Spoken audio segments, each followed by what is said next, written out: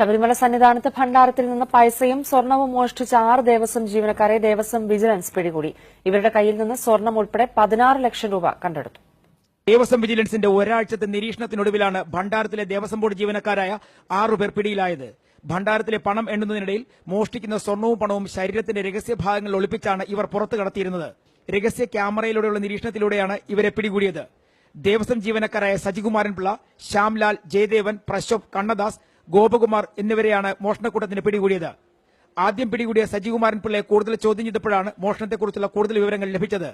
ഇവരുടെ പക്കൽ നിന്നും 10,62,000 രൂപയുടെ ഇന്ത്യൻ കറൻസിയും 2,79,711 രൂപ വില വരുന്ന സ്വർണവും 3,21,000 രൂപയുടെ വിദേശ കറൻസിയും കണ്ടെടുത്തു. ഇവർ താമസിച്ചിരുന്ന മുറികളിലെ ബാഗുകൾക്കുള്ളിലാണ് മോഷണ മുതൽ സൂക്ഷിച്ചിരുന്നത്. ദേവസ്വം വിജിലൻസ് എസ്പിയുടെ നേതൃത്വത്തിലായിരുന്നു അന്വേഷണം. പ്രതികളെ സന്നിധാനം പോലീസിന് കൈമാറി. ഏഷ്യാനെറ്റ് ന്യൂസ്, സന്നിധാനം.